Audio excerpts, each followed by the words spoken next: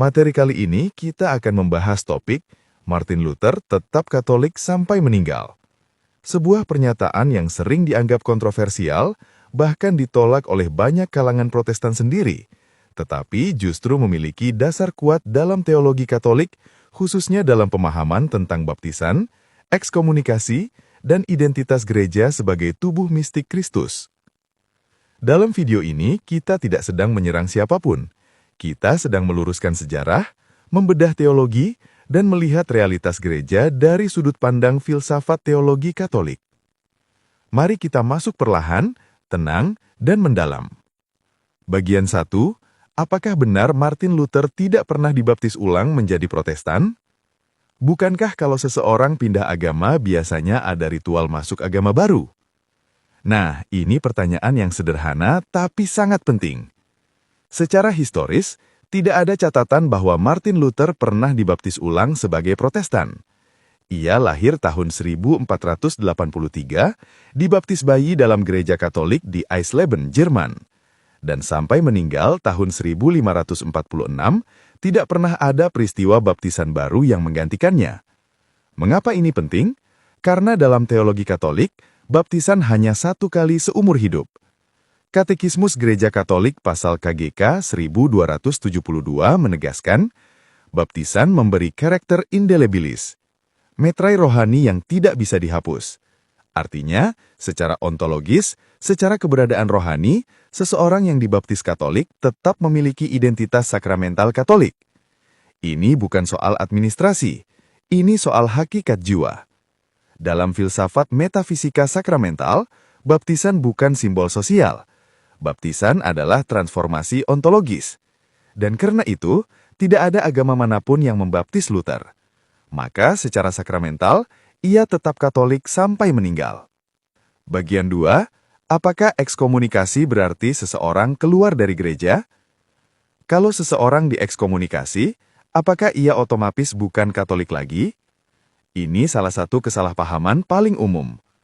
Pada tahun 1521, melalui bula kepausan Decet Romanum Pontificem, Paus Pope Leo X menyatakan Luther diekskomunikasi. Tetapi mari kita pahami arti ekskomunikasi secara teologis. Ekskomunikasi bukan penghapusan baptisan. Ekskomunikasi adalah hukuman disiplin gereja. Tujuannya, pertobatan. Dalam hukum gereja, ekskomunikasi berarti seseorang tidak boleh menerima sakramen, tidak boleh menjalankan pelayanan gereja, dan tidak boleh mengajar atas nama gereja. Tetapi ia tetap anggota yang dibaptis. Ini seperti anak yang dihukum orang tua. Ia mungkin tidak boleh makan di meja keluarga sementara waktu, tetapi ia tetap anak. Dalam bahasa filsafat teologi, ekskomunikasi menyentuh relasi kanonik, bukan relasi ontologis. Bagian 3, apakah yang dicabut gereja dari Martin Luther sebenarnya hanya fungsi imamat? Kalau Luther tetap Katolik secara sakramental, lalu apa yang sebenarnya dicabut? Jawabannya jelas, fungsi imamatnya. Martin Luther ditahdis imam tahun 1507 dalam Ordo Agustinian. Tetapi setelah konflik teologis memuncak, gereja mencabut otoritas pelayanannya. Ini bukan tindakan balas dendam, ini tindakan pastoral. Mengapa? Karena dalam teologi Katolik, imamat bukan milik pribadi. Imamat adalah partisipasi dalam imamat Kristus. Dan jika seorang imam mengajarkan doktrin yang bertentangan dengan iman apostolik, gereja wajib melindungi umat. Sejak abad pertama, prinsip ini sudah ada. Contohnya, Augustine of Hippo menulis, kesatuan gereja lebih tinggi daripada opini pribadi. Ini bukan otoritarianisme, ini perlindungan iman umat. Bagian 4.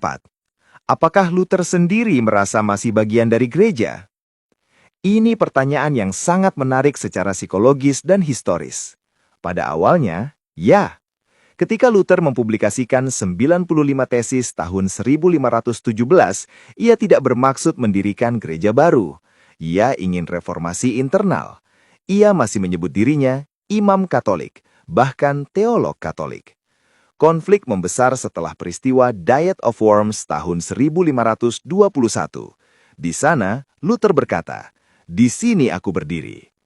Tetapi menariknya, Bahkan setelah itu pun, ia tidak langsung membentuk denominasi baru.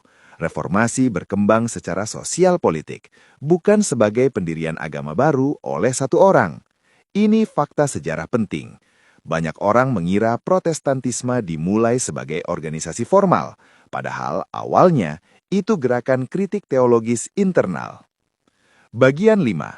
Apakah Protestantisme memiliki sakramen baptisan baru yang memisahkan Luther dari Gereja Katolik? Pertanyaan ini penting sekali secara teologis. Jawabannya, tidak. Karena bahkan banyak gereja Protestan mengakui baptisan Katolik sah. Mengapa? Karena baptisan menggunakan air, rumus Trinitas, dan intensi Kristen. Dan gereja Katolik sendiri mengakui baptisan Protestan sah jika memenuhi unsur tersebut. Ini ditegaskan dalam konsili Council of Trent. Artinya, secara sakramental tidak ada pemutusan ontologis. Yang terjadi adalah pemisahan eklesiologis. Ini beda, dan ini sering tertukar. Bagian 6. Mengapa penting memahami bahwa Luther tetap Katolik sampai meninggal? Ini bukan soal klaim identitas, ini soal memahami gereja secara benar. Dalam teologi Katolik, gereja bukan organisasi sukarela seperti klub. Gereja adalah tubuh mistik Kristus. Seperti kata Rasul Paulus, kita semua dibaptis dalam satu tubuh. 1 Korintus 12:13. Tubuh tidak berubah karena konflik internal. Tubuh tetap satu. Secara tragis, reformasi memecah kesatuan kelihatan gereja barat. Tetapi secara sakramental, meterai baptisan tetap. Inilah sebabnya gereja Katolik menyebut saudara Protestan sebagai saudara terpisah, bukan orang luar. Dan disinilah kita harus jujur secara historis. Perpecahan bukan berarti identitas sakramental hilang. Refleksi filsafat teologi. Mari kita masuk sedikit lebih dalam.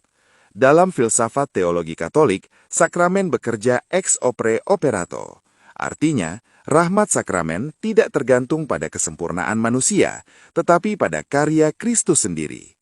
Jika baptisan bisa batal hanya karena konflik teologis, maka keselamatan menjadi rapuh. Tetapi gereja percaya, rahmat Allah tidak rapuh. Rahmat Allah setia. Dan disinilah keindahan iman Katolik. Penutup.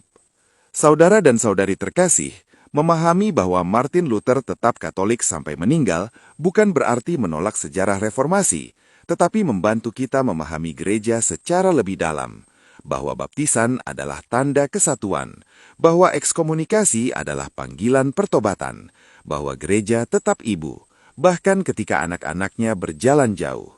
Dan kepada saudara-saudari kita dari tradisi Protestan, Gereja Katolik tidak melihat Anda sebagai orang asing, tetapi sebagai saudara yang dipanggil pulang. Pulang bukan berarti kalah. Pulang berarti menemukan rumah.